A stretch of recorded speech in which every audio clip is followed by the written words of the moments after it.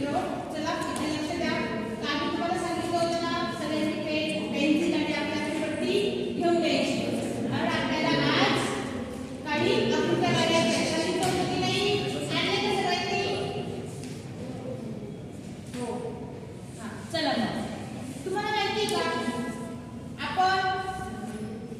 आपण खेळतो की नाही? हां मैदानी खेळ खेळतो. त्याच्यामध्ये फुटबॉल असतो. अजून सापशिडीचे खेळ खेळतात ना? त्याच्यामध्ये त्या काय असतात ते चौकोनी काय असतात? डाईज असतात. हां त्याचा आकार कसा असतो? चौकोन असतो.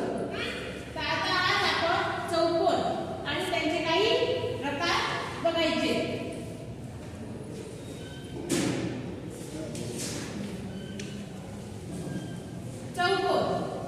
चौकोनाच्या चार बाजू आणि चार कोन असलेल्या कोणत्याही बंद सपाट आकृतीला चौकोन असे म्हणतात. चौकोन बघा आता चार बंद बाजू आणि चार कोन अशा एका सपाट आकृतीला काय म्हणतो? चौकोन. सगळ्यांनी चौकोनाची व्याख्या आपल्या नोटबुकमध्ये लिहून घ्यायची आहे. लिहिली का व्याख्या? बघा आता इथे तुम्हाला स्क्रीनवर एक चौकोन दिसतोय. चौकोन B C D E किंवा A B C D. त्याच्या चार कोन.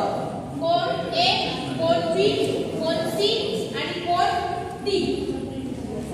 चार बाजू AB, बाजू BC, बाजू CD आणि बाजू DA. या काय समान आहे. काढली सगळ्यांनी आकृती आपल्या वहीत?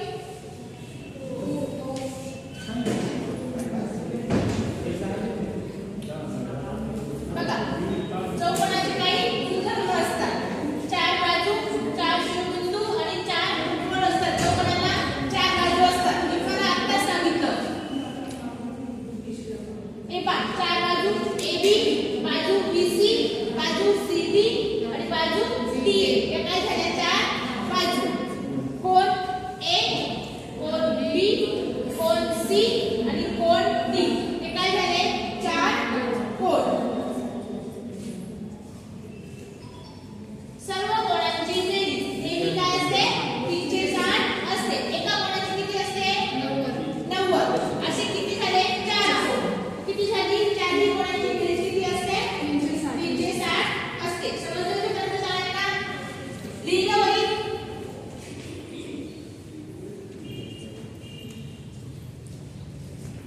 बघा आपण वरती चौकोन बघितला.